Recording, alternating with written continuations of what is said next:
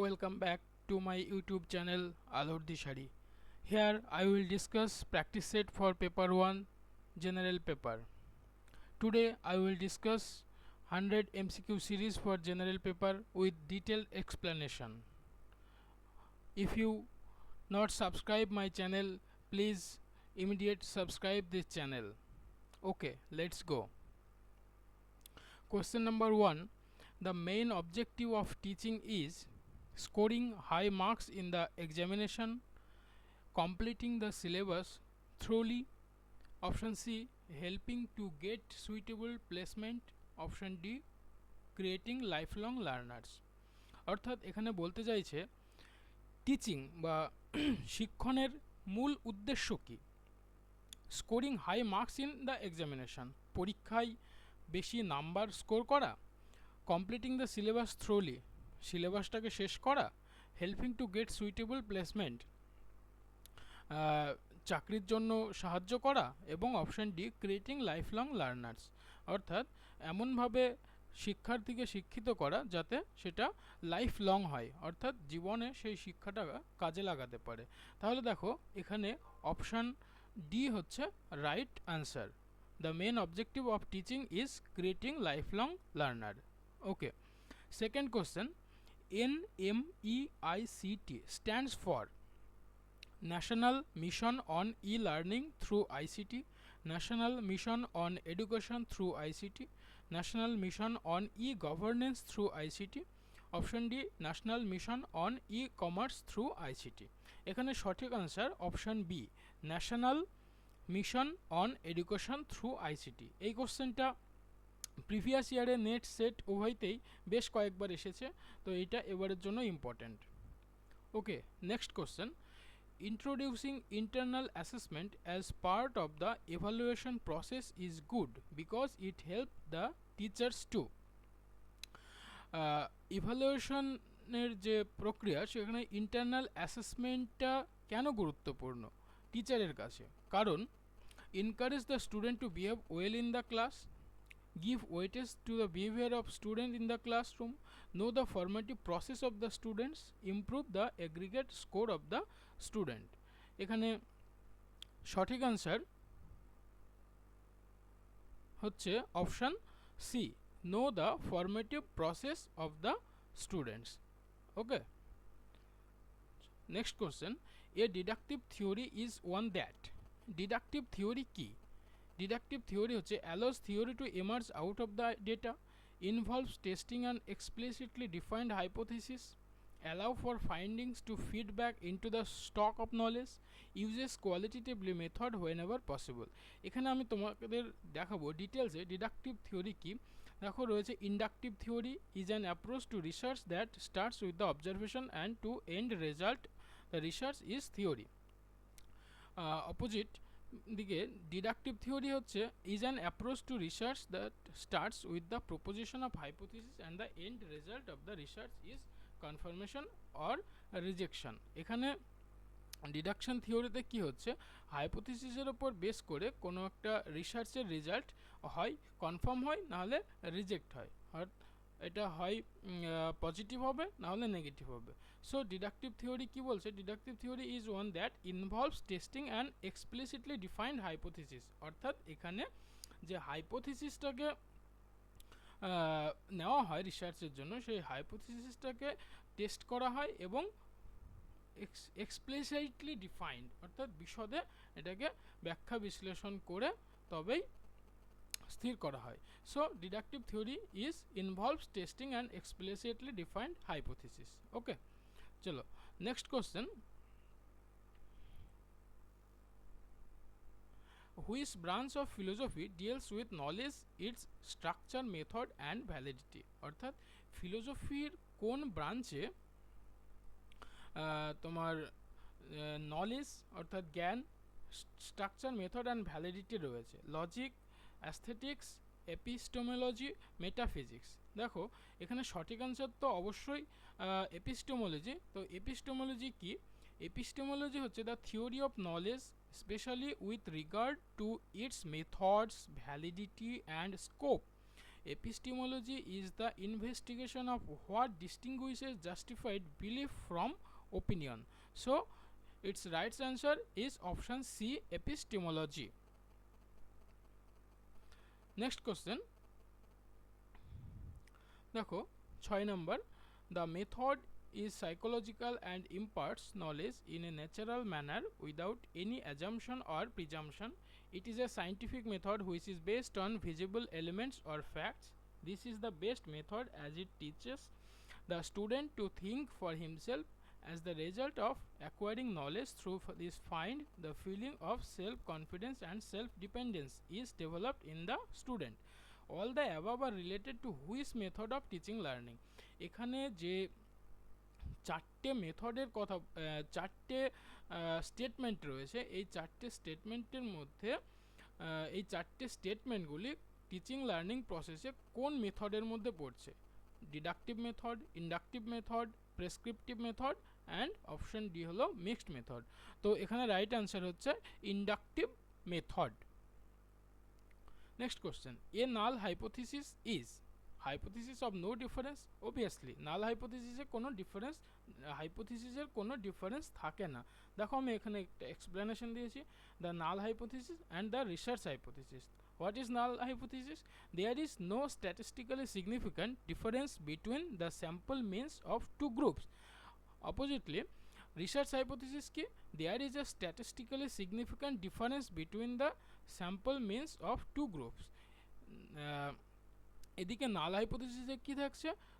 কোনো ডিফারেন্স থাকছে না বিটুইন স্যাম্পল আর রিসার্চ হাইপোথিসিসে অফকোর্স ডিফারেন্সিয়েশন থাকছে।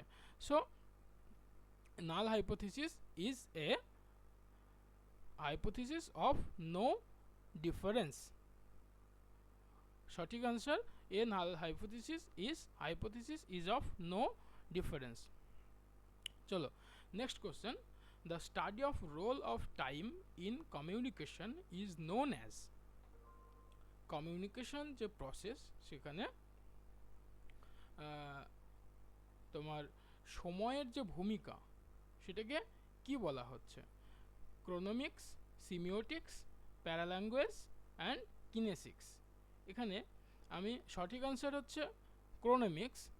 তো chronemics, what is chronemics? Chronemics is the study of how human beings communicate through their use of time.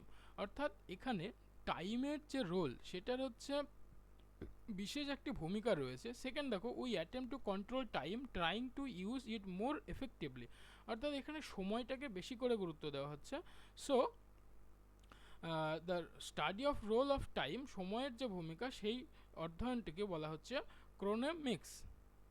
ঠিক আছে, নেক্সট হচ্ছে দ্য টার্ম অপসিট স্ট্যান্ডস ফর। অপসিট কি? এটা রিসার্চের ক্ষেত্রে ব্যবহার করা হয়, যারা পেপার প্রেজেন্টেশনে ইউজ করা হয়। দেখো এখানে আমি ডিটেলস একটা দিয়েছি, use op cit to refer to a work previously cited that has a different page number. অর্থাৎ যেটা এর আগে কোথাও ইউজ করা হয়েছে সেটা বোঝাতে অপসিট ব্যবহার করা হয়। So here right answer is as cited above. অর্থাৎ ওপরে কোথাও রয়েছে সেটাকেই স্পেসিফাই করার জন্য অপসিট এই টার্মটা ইউজ করা হয়ে থাকে। ঠিক আছে, নেক্সট রয়েছে একটি ডেটা ইন্টারপ্রিটেশন। এই ছকটা তোমরা স্ক্রিনশট করে নেবে। স্ক্রিনশট করে নেওয়ার পর এখান থেকে যে কোশ্চেনগুলো রয়েছে কোশ্চেনগুলো আমি এক এক করে দেখাচ্ছি এবং সঠিক আনসারটা তোমরা বের করবে সলিউশন করে। সেটা বের করার পর আমাকে কমেন্ট বক্সে কমেন্ট করে জানাবে। ওকে, দেখো এটা হচ্ছে ডেটা ইন্টারপ্রিটেশনের ছক। ডেটা ইন্টারপ্রিটেশনের ছকের পর এই ছকের বেসিসে ফার্স্ট কোশ্চেন হলো এটা। First question, if the male population above poverty line for state C is 1.9 million then the total population of state C is. কোনটা সঠিক আনসার সেটা তোমরা কমেন্ট বক্সে জানাবে। Next question, what will be the number of females above poverty line in the state D if it is known that the population of state D is 7 million? What is the right answer? Please comment. Next question, What will be the male population above poverty line for the state A if the female population below poverty line for state A is 2.1 million? তো এক্ষেত্রে এই তিনটি question রয়েছে 10, 11 এবং 12 এই data ইন্টারপ্রিটেশনে তিনটে math রয়েছে। এই ম্যাথের সলিউশন করে তোমরা প্লিজ কমেন্ট করে জানাবে, ঠিক আছে? এই হলো তোমাদের ডেটা ইন্টারপ্রিটেশন। নেক্সট যে কোশ্চেন সেটা দেখো, এখানে আরেকটা রয়েছে, in the following diagram rectangle represent boys. অর্থাৎ এই যে রেক্টাঙ্গলের কথা বলা হচ্ছে, এটা হচ্ছে বয়েজকে রিপ্রেজেন্ট করছে। ট্রায়াঙ্গেল বা ত্রিভুজ যেটা রয়েছে এটা রিপ্রেজেন্ট করছে গার্লস, এবং সার্কেল অর্থাৎ এই বৃত্তটা রিপ্রেজেন্ট করছে অ্যাথলেটিক্স, এবং স্কোয়ার বা বর্গক্ষেত্র যেটা সেটা রিপ্রেজেন্ট করছে ডিসিপ্লিনকে। তাহলে এখান থেকে যে কোশ্চেনগুলো আছে সেটা হচ্ছে ফার্স্ট কোশ্চেন এটারও আনসার করে তোমরা কমেন্ট করবে।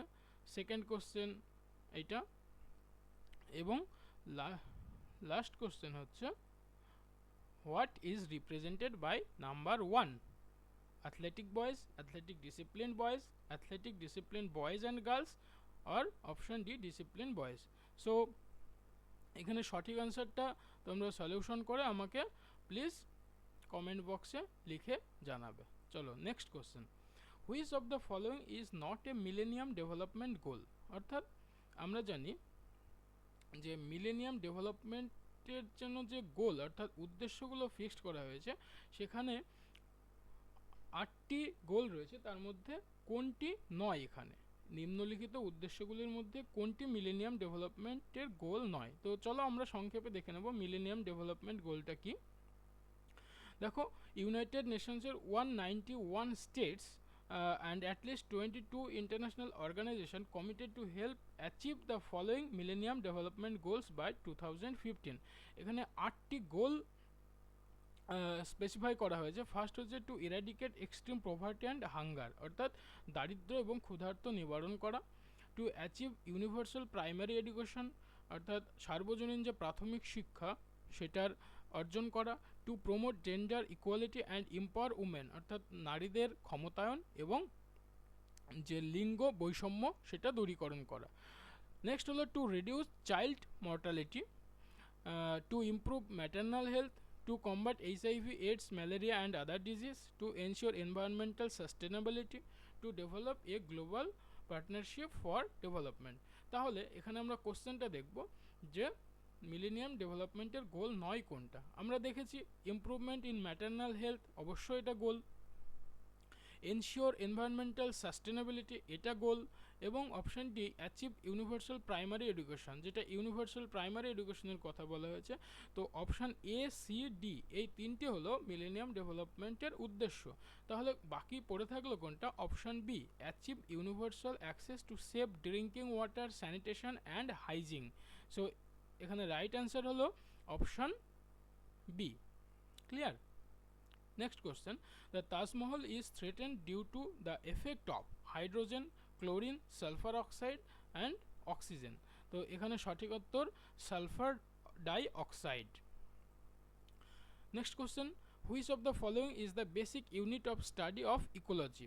অর্থাৎ ইকোলজি সম্পর্কিত যে অধ্যয়ন সেখানে তার বেসিক ইউনিট কি? Population, environment, biosphere, ecosystem. Of course ecosystem is the right answer. চলো next, which of the following is not part of geological disasters? অর্থাৎ ভৌগোলিক যে বিপর্যয় তার পার্ট কোনটা নয়? নিম্নলিখিত কোনগুলির মধ্যে ভৌগোলিক বিপর্যয় নয়? দেখো এখানে রয়েছে volcanoes, earthquake, tsunami, sea search. আমরা এর আগের যে ভিডিও সেখানে কয়েকটি ট্রিক্স আমি বলেছিলাম, যার মধ্যে একটা ছিল অ্যানালিটিক্যাল মাইন্ড। তো এখানে এই কোশ্চেনটাতে আমরা সেটা খাটাতেই পারি। এখানে আমাদের অপশান 4টি রয়েছে, আমরা জানি না কোনটা জিওলজিক্যাল ডিজাস্টার নয়, কিন্তু ভলকানো যেটার নাম আমরা অনেকবার শুনেছি এটা অবশ্যই একটা natural disaster. Earthquake natural disaster, সুনামিও ন্যাচারাল ডিজাস্টার অর্থাৎ জিওলজিক্যাল ডিজাস্টার। তাহলে পড়ে থাকলো কি? Sea search. তো এখানে right answer sea search. Okay, next question, the popular operating system used in mobile smartphone. দেখো এখানে আমরা জানি সবাই এখন বর্তমানে স্মার্টফোন ইউজ করছি এবং সেটা তোমার কোন অপারেটিং সিস্টেম রয়েছে সেটাও জানি, Android operating system.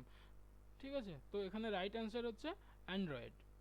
Next question, the system widely used for data collection and acquisition is known as scalable control and data acquisition, supervisory control and data acquisition of data and analysis, option D adaptive data acquisition। এখানে right answer option B supervisory control and data acquisition। ঠিক আছে, next question, এটা একটা logical reasoning টাইপের। এটা দেখো, the team A and B play in a basketball tournament, a match can have 3 outcome, number 1 A win, number B win, number 3 tie. The team has to win 2 games to be declared as a winner. The first team winning 2 games in a row is declared as a winner and tournament ends. In how many ways the tournament can proceed where one team can be declared as a winner? অর্থাৎ এখানে বলতে চাইছে যে তোমার কয় ধরনের পথ রয়েছে যেখানে কি হচ্ছে ওই টুর্নামেন্টে একটা টিমকে উইনার করা যায় বা উইনার হচ্ছে। তাহলে এখানে সঠিক আনসার হচ্ছে অপশন সি, অর্থাৎ 10টি উপায়ে 10টি রাস্তা আছে যেখানে একটা টিমকে উইনার করা যাচ্ছে।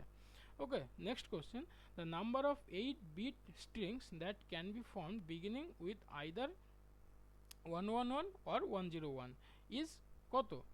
নাম্বার অফ 8-bit string 64, অর্থাৎ option B 64 is the right answer।